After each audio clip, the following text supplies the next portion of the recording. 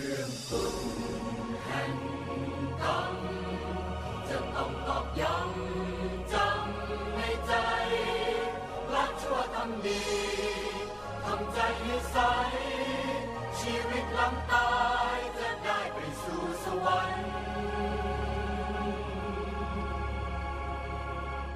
มาฟังเคสสตั๊ดดี้กันเลยจ้า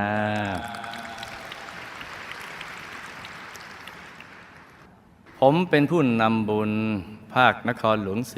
4อยู่ที่จังหวัดภูเก็ตผมและครอบครัวได้เข้าวัดพระธรรมกายมาตั้งแต่ปีพุทธศักราช 2540 ทุ่มเททำบุญทุกบุญไม่เคยขาดเลยแม้แต่เพียงบุญเดียวโอยสาธุล่าสุดได้ทำบุญเสาแก้วมหารัตนวิหารคดจำนวน2 ต้นสาธุแล้วถวายครบเรียบร้อยแล้วด้วยสาธุโดยตั้งใจจะมาร่วมอยู่ธุดงค์กลั่นแผ่นดินในปีใหม่นี้ด้วยสาธุเคสนี้ออกนี่ทันใจเลยนะแต่เหตุการณ์ไม่คาดฝันก็เกิดขึ้นกับน้องชายคนเล็กของผมน้องชายของผมได้เปิดกิจการที่จังหวัดภูเก็ตเป็นเวลาประมาณ18 ปีแล้วธุรกิจของน้องชายไปได้ดีและล่าสุดได้ร่วมหุ้นกับชาวต่างชาติจะเปิดกิจการทำธุรกิจโรงแรมอยู่ที่หาดบางสักอำเภอตะกั่วป่าจังหวัดพังงาโดยใช้ชื่อโรงแรมว่าเขาหลัก Princess Resort ตัวโรงแรมกำลังอยู่ในระหว่างการก่อสร้างกำหนดจะแล้วเสร็จและเปิดทำการภายในเดือนมกราคม 2548ก็เดือนหน้าที่จะถึงนี่ไม่กี่วันเนี่ยในช่วงเวลานี้น้องชายจึงได้ไปเช่ารีสอร์ทอยู่ใกล้ที่ก่อสร้างโรงแรมเพื่ออยู่ดูแลงานวันที่ 26 ธันวาคมขณะที่ได้พาคนงานไปเคลียร์พื้นที่เพื่อรอรับงานต้อนรับปีใหม่ที่จะมาถึงนี้ก็ได้เกิดเหตุการณ์คลื่นยักษ์ถล่มที่ภาคใต้ในจุดที่น้องชายอยู่คืออำเภอตะกั่วป่าได้รับความเสียหายเป็นอย่างมากทำให้น้องชายเพื่อนๆของน้องชายและลูกน้องคนงานก่อสร้างเสียชีวิตในเหตุการณ์ครั้งนี้ไปหลายคนวันที่เกิดคลื่นถล่มทางผมก็ยังไม่ทราบว่าน้องชายจะเสียชีวิตหรือไม่ก็พยายามติดต่ออยู่แต่ก็ไม่ทราบข่าวอีกทั้งในเขตพื้นที่ที่น้องชายอยู่นั้น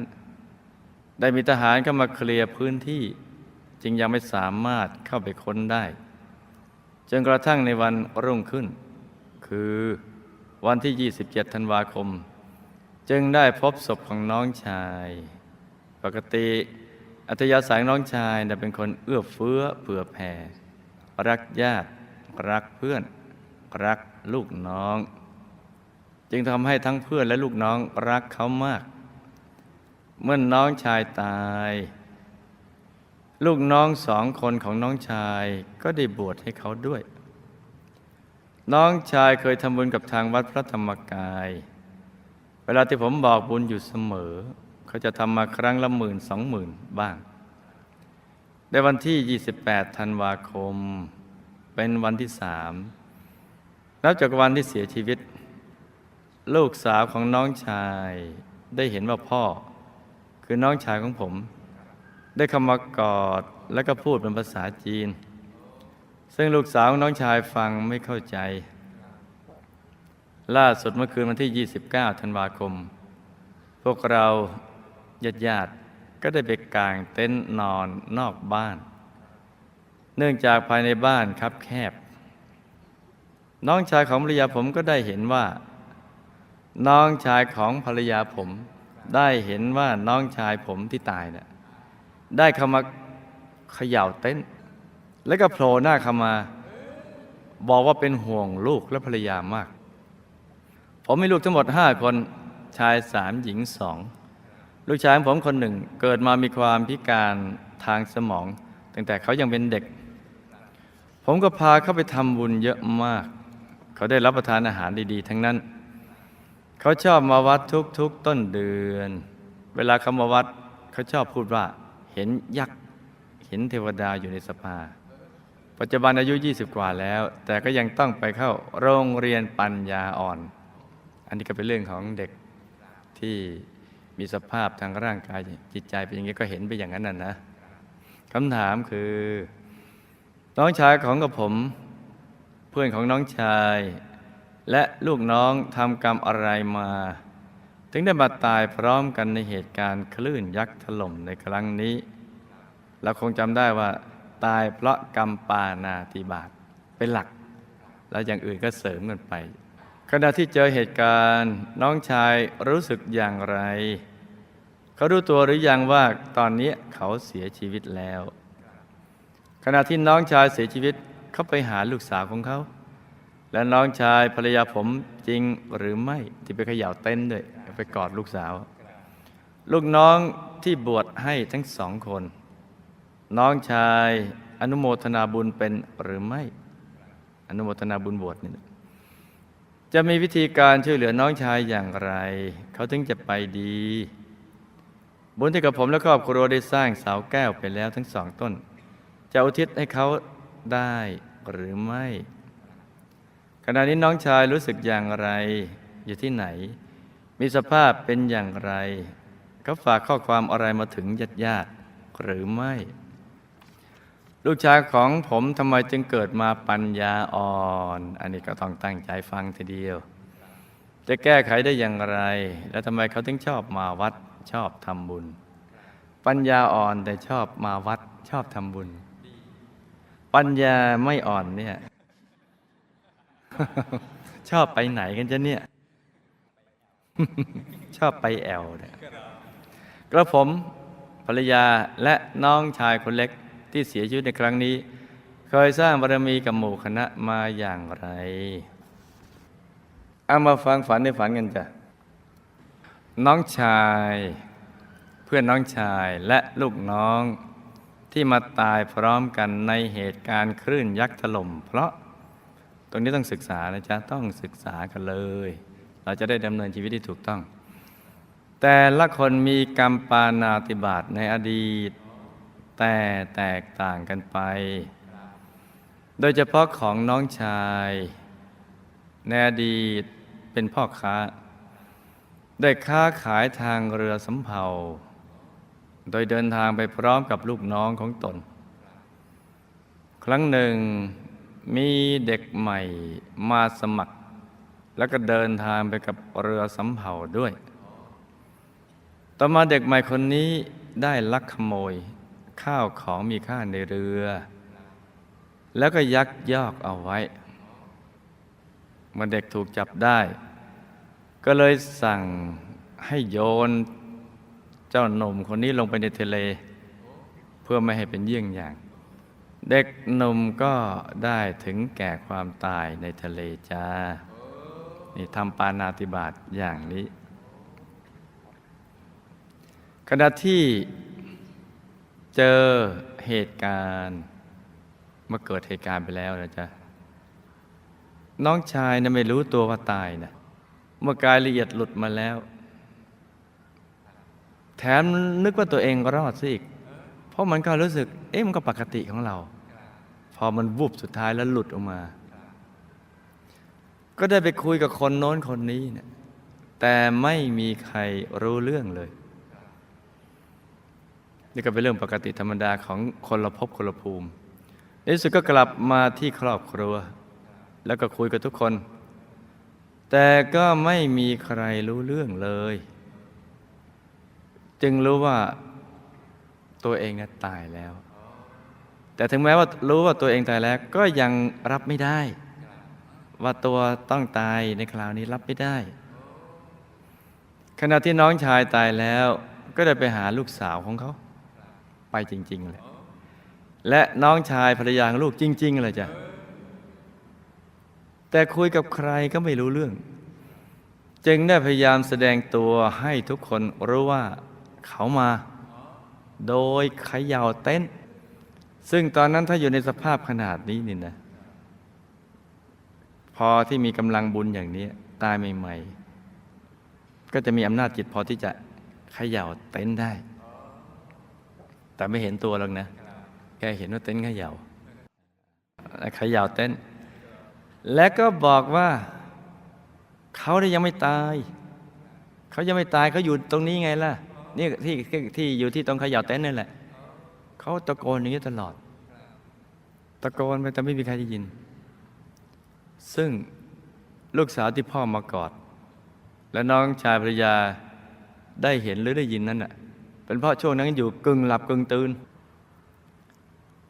จึงได้เห็นอย่างนั้นหรือรู้สึกไปอย่างนั้นนะจ๊ะลูกน้องที่บวชให้สองคนนั้นน่ะน้องชายตอนนี้ยังรับบุญนั้นไม่เต็มที่เพราะใจเขายังไม่พร้อมเพราะเขายังไม่ยอมรับว่าเขาตายแต่รู้ว่าตายใจจึงยังไม่เปิดเพราะฉะนั้นจึงรับบุญไม่ได้ไม่เต็มที่นี่ก็เป็นหลักวิชานะจ๊ะแต่ตอนนี้เริ่มดีขึ้นมาตามลำดับแล้วนะจ๊ะตอนนี้เริ่มดีขึ้นจะช่วยน้องชายให้ไปดีก็ให้ลูกน้องที่บวชอย่าเพิ่งศึกและระหว่างบวชก็ให้ตั้งใจทำสมาธิภาวนาไปเรื่อยๆรักษาสิกขาบทไว้ให้ดีบำเพ็ญสมณธรรมจนกว่าจะพ้น7 วันนี้ถ้ายิ่งดีก็ให้บวชให้นานกว่านี้อีกหน่อยหนึ่งให้นานที่สุดเท่าที่จะนานได้ซึ่งจะเป็นช่วงจังหวะที่เขายอมรับได้ใจเปิดและกำลังบุญบวกของลูกน้อง2 คนมากเพียงพอนะจ๊ะแล้วก็อีกประการหนึ่งให้ลูกทำบุญทุกบุญโดยเฉพาะเสาแก้วพันปีสร้างมหารัตนวิหารคตซึ่งเป็นบุญใหญ่จะรวมพุทธบุตรทั่วโลกมาชุมนุมพร้อมกันกับพุทธบริษัท4นะครับและเอาบุญนี้อุทิศไปให้เขาก็จะทำให้เขามีสภาพดีขึ้นกว่านี้แล้วก็ไปดีกว่านี้จ้ะก็จะไปที่ดีทีเดียวตอนนี้ก็ยังไม่ได้ไปไหนนะเพราะฉะนั้นต้องทำให้ถูกหลักวิชาอย่าร้องไห้เลยร้องให้เสร็จวันเดียวพอแล้วเพราะว่าเรามีเวลาจำกัดแค่7 วันถ้าร้อง7 วันอันตรายพึงร้องแค่วันเดียวเถิดนะจ๊ะจะร้องเดี่ยวร้องหมู่ไงก็แล้วแต่พึงร้องเพียงวันเดียวนะจ๊ะอย่าร้องเยอะแค่นั้นหูตาก็ควรจะสว่างแล้วเพราะร้องยังไงเชื่อเถอะก็ไม่ฟื้นคืนมาใจเราก็เศร้าหมองไปด้วยกายก็เศร้าหมองความเครียดก็ระบาดตอนแรกร้องเดี่ยวก็จะร้องหมู่ไปเรื่อยๆเพราะนั้นบรรยากาศก็จะดูสลดหน้าหดหู่ซึ่งทำให้ผู้ตายซึ่งอยู่แถวนั้นหรือบริเวณนั้นหรืออยู่ใกล้ตัวน่ะพลอยสลดใจไปด้วยเห็นไหมจ๊ะที่เขาบอกเขายังไม่ตายเขาอยู่นี่ไงเพราะฉะนั้นสิ่งที่เขาต้องการหรือทุกชีวิตในปรโลกต้องการคือบุญกุศลอย่างเดียวทีนี้ถ้าหากเราทำบุญในช่วงที่ใจเราก็ยังไม่พร้อมยังโศกอยู่ทำบุญในขณะโศกแล้วอุทิศไปให้กำลังส่งแห่งบุญก็ไม่พอต้องจำนะลูกนะถ้าเรายังโศกอยู่แม้เราทำบุญเต็มที่แต่กำลังบุญที่จะกำลังส่งบุญหรือที่จะอุทิศบุญส่งไปให้กำลังมันหย่อนไปแทนที่เขาจะได้รับ 100% เนี่ยอย่างมาก 20-30% เพราะฉะนั้นเนี่ยถ้าเพื่อให้เราได้รับบุญ 100% ด้วยและผู้ตายรับบุญได้ 100% ด้วยพึงตัดความโศกซะแล้วก็เอาความรู้ที่พระสัมมาสัมพุทธเจ้าตรัสสอนว่าทุกชีวิตต้องตายเรามีความตายเป็นธรรมดาเราจะต้องพลัดพรากจากของรักหรือสิ่งที่เป็นที่รักเป็นธรรมดาไม่วันใดวันหนึ่งแล้วค่อยๆชะลอการร้องไห้หยุดร้องไห้แล้วไปล้างหน้าล้างตาซะตั้งหลักใหม่แต่ใครเข้ามาถามว่านี่คุณไม่โศกไม่เศร้าใจเลยนี่ลูกตายทั้งทีก็ตอบเขาไปตามความจริงหมดเศร้าแต่ว่าเศร้าไปก็ตอนนี้เพียงพอแล้วนะจ๊ะต่อจากนี้ไปจะต้องทำตามหลักวิชาที่พระสัมมาสัมพุทธเจ้าที่ท่านสอนเอาไว้ว่าผู้ตายเนี่ย จะได้ไม่เป็นห่วงเป็นกังวลเรา ถ้าเรารักเขาจริงแล้วก็จงอุทิศบุญไปให้เพราะชีวิตในปรโลกต้องการอย่างเดียวคือบุญเงินสกุลเดียวเท่านั้นที่จะไปบรรดาลเป็นทิพยสมบัติเป็นอาหารที่เป็นทุกสิ่งทุกอย่างที่จะใช้ในภพภูมินั้นอาจารย์นี่เป็นสิ่งที่ต้องศึกษาไว้ให้ดีทีเดียวแหละน้องชายจากเดิมบอกว่าผมยังไม่ตายตอนนี้ก็เริ่มรู้ตัวจากที่ยังรับสภาพไม่ได้ก็เริ่มทำใจได้เพราะบุญที่อุทิศไปให้เรื่อย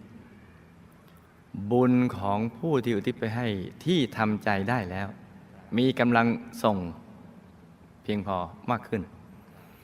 ก็เลยทำให้ตอนนี้เริ่มยอมรับได้บ้างแต่ถึงอย่างไรก็ยังเดินวนเวียนอยู่ใกล้ๆครอบครัวเดินบ้างนั่งบ้างเข้าไปอยู่ใกล้ๆภรรยาและลูกบ้างแล้วก็ได้ไปร่วมอยู่ในงานศพของตนเองงานเผาศพของตนเองอีกทั้งตอนนี้ก็เริ่มคลายความพยายามที่จะสื่อสารกับทุกๆคนเพราะได้พยายามมาตั้งแต่วันแรกถึงวันนี้แล้วสื่อสารแล้วทุกคนไม่รู้เรื่องเลยเห็นไหมจ๊ะตอนนี้กายละเอียดของเขาซึ่งแต่เดิมเศร้าหมองก็เริ่มเรืองรองทุกอย่างอยู่ที่ใจพอใจประกอบไปด้วยดวงปัญญายอมรับสภาพว่าเราตายแล้วเราสื่อสารกับผู้ที่มีชีวิตอยู่ไม่ได้แล้วใจก็เริ่มนิ่งตรงใจเริ่มนิ่งแหละบุญจึงจะได้ผลถ้าผู้อุทิศบุญให้ใจนิ่งด้วยไม่โศกไม่เศร้าเกินไปทำใจให้มันสงบให้มันนิ่งๆแล้วสั่งสมบุญอุทิศไปให้ตอนนี้แหละจะได้รับการเรียนเขาตั้งแต่เดิมเศร้าหมองก็จะเริ่มเรืองรองขึ้นคือผิวพรรณก็เริ่มผุดผ่องเริ่มเรืองรองขึ้นไปตามลำดับจากบุญที่อุทิศให้เมื่อกายเรืองรองก็เปลี่ยนชุดจากที่ตายวันตายในน้ำอยู่ในชุดอะไรถ้าใจสมองก็อยู่ชุดนั้นแหละแต่พอหายสมองก็เปลี่ยนชุดเป็นชุดของกายละเอียดครูผู้ใหญ่เคยเอามาให้ดูแล้วเนี่ยที่ครูผู้ใหญ่สมมติเรียกว่าทหารเรือมาแล้วเนี่ยชุดสีขาวจำได้ไหมจ๊ะแต่ทหารเรือเขามีไอ้ปกข้างหลังอะไรนี่อันนี้ไม่มีนะเสื้อคอกลมสีขาวกางเกง3 ส่วนจำได้ไหมจ๊ะจำไม่ได้ก็ไปลองตายดูแล้วก็อย่างงี้ไม่ใช่จำไม่ได้ก็ลองไปดูคนที่ตาย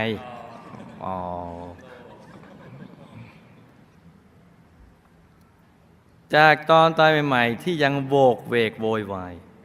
แล้ววิ่งตามคนอื่นขึ้นไปที่สูงไปติดบนเขาเพราะไม่รู้ตัวตอนนั้นไม่รู้ว่าตัวตายตอนนี้ก็ดูสงบขึ้น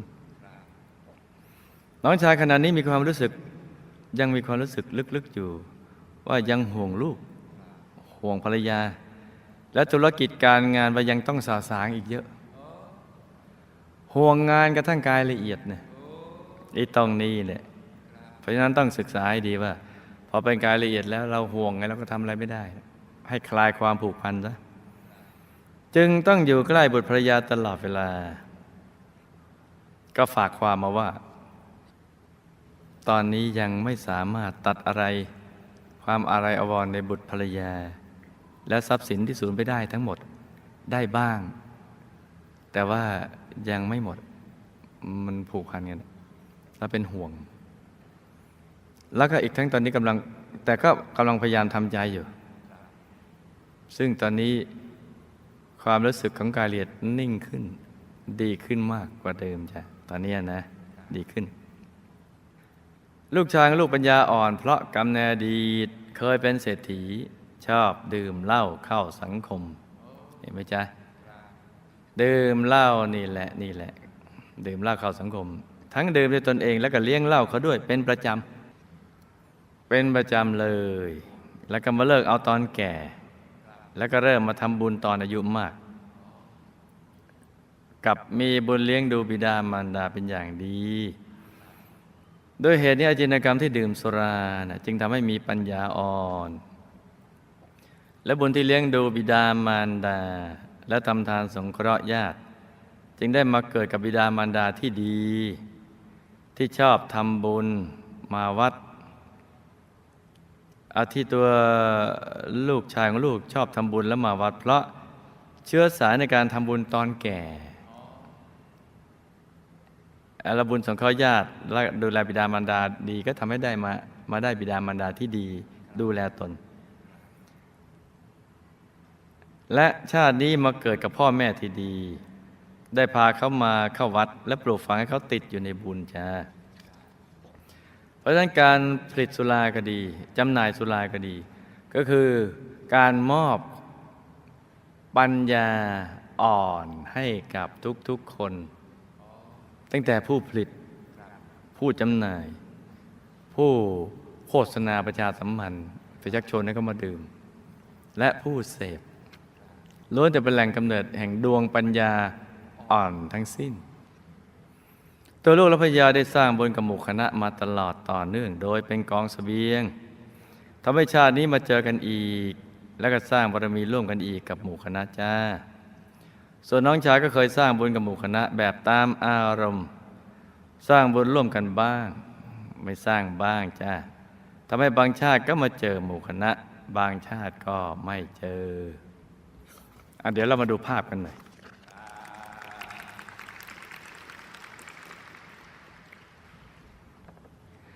น้องชายเพื่อนน้องชายและลูกน้องมาตายพร้อมกันเพราะแต่ละคนมีกรรมปาณาติบาตในอดีตแตกต่างกันไปจ้าโดยน้องชายในอดีตเป็นพ่อค้าขายทางเรือเดินทางไปพร้อมกับลูกน้องของตนครั้งหนึ่งมีเด็กใหม่มาสมัครแล้วก็เดินทางไปกับเรือสำเภาด้วยต่อมาเด็กใหม่คนนี้ได้ลักขโมยของมีค่าในเรือแล้วก็ยักยอกไว้ว่าเด็กถูกจับจึงสั่งให้โยนเด็กหนุ่มลงทะเลจนตายในทะเลขณะที่เจอเหตุการณ์น้องชายไม่รู้ตัวว่าตายเมื่อกายละเอียดหลุดมาแล้วนึกว่าตัวเองรอดไปคุยกับคนโน้นคนนี้แต่ไม่มีใครรู้เรื่องในที่สุดก็กลับมาที่ครอบครัวและคุยกับทุกคนแต่ก็ไม่มีใครรู้เรื่องจึงรู้ว่าตัวตายแล้วแต่ก็ยังรับไม่ได้ว่าตัวตายขณะที่น้องชายตายแล้วก็ได้ไปหาลูกสาวของเขาแล้วก็น้องชายภรรยาลูกจริงๆแหละจ้าแต่ก็คุยกับใครนะไม่รู้เรื่องจึงพยายามแสดงตัวโดยเขย่าเต็นท์แล้วก็บอกว่าเขาเนี่ยยังไม่ตายอยู่ตรงเนี้ยซึ่งลูกสาวที่พ่อมาก่อนแล้วน้องชายภรรยาได้เห็นหรือได้ยินนั้นก็เพราะตอนนั้นกึ่งหลับกึ่งตื่นจ้าลูกน้องสองคนที่บวชให้นั้น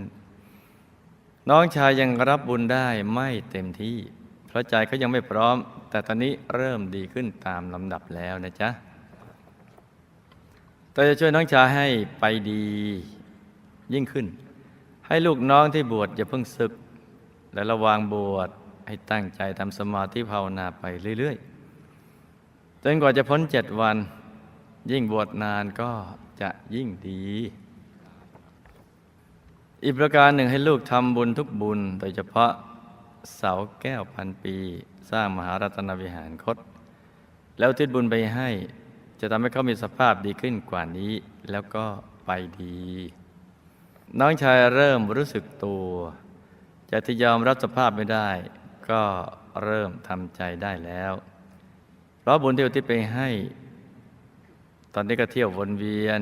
เดินบ้างนั่งบ้างไปอยู่ใกล้ภรรยาและลูกบ้างได้ไปอยู่ในงานศพของตนเองบ้างได้เลิกพยายามที่จะสื่อสารกับทุกคนเพราะทุกคนไม่รู้เรื่องเลยการเรียนเขาซึ่งแต่เดิมเศร้าหมองก็เริ่มเรืองรองไปตามลำดับจากบุญที่อุทิศให้ตอนตายใหม่ๆเนี่ยจากชุดตอนตายใหม่ๆก็เปลี่ยนไปเป็นชุดของกายละเอียดจากตอนตายใหม่ที่ยังโวกเวกโวยวายและก็วิ่งตามคนอื่นขึ้นไปที่สูงเพราะไม่รู้ตัวตอนนี้ดูสงบขึ้นน้องชายขณะนี้มีความรู้สึกห่วงลูกภรรยา และธุรกิจการงานว่ายังต้องสะสางอีกเยอะนี่คุ้นกับงานนะได้อยู่ใกล้บุตรภรรยาตลอดเวลาได้ฝากความว่ายังไม่สามารถตัดอะไรอาวรณ์ในบุตรภรรยาและทรัพย์สินที่สูญไปได้กำลังพยายามทำใจอยู่ ซึ่งตอนนี้รู้สึกดีขึ้นมากแล้วลูกชายกับลูกปัญญาอ่อนเพราะกรรมในอดีตเคยเป็นเศรษฐีชอบดื่มเหล้าเข้าสังคมทั้งดื่มด้วยตนเองและเลี้ยงเหล้าเขาด้วยเป็นประจำนี่เห็นไหมแจกความเป็นปัญญาอ่อนให้คนนั้นคนนี้เอาไปคนละชาติ2 ชาติเอาไปคนละ10-20 ชาติดีไหมมาเลิกเอาตอนแก่แล้วก็เริ่มมาทำบุญตอนอายุมากกอบกับมีบุญเลี้ยงดูบิดามารดาอย่างดีถ้าเราเลี้ยงดูบิดามารดาสงเคราะห์ญาติเนี่ยเราก็จะได้รับการเลี้ยงดูและได้ไปเกิดในบิดามารดาที่ดีที่จะคอยดูแลใจใส่เรานะจ๊ะด้วยเหตุนี้อาจินกรรมดื่มสุราจึงทำให้ปัญญาอ่อนและบุญที่เลี้ยงดูบิดามารดาและทำทานสงเคราะห์ญาติจึงได้มาเกิดกับบิดามารดาที่ดีชอบมาวัดทำบุญเพราะเชื้อสายในการทำบุญตอนแก่และชาตินี้มาเกิดกับพ่อแม่ที่ดีได้พาเขามาวัดและปลูกฝังให้เขาอยู่ในบุญจ้านี่ก็เป็นเรื่องราวของเคสสตี้สั้นๆสำหรับคืนนี้นะจ๊ะ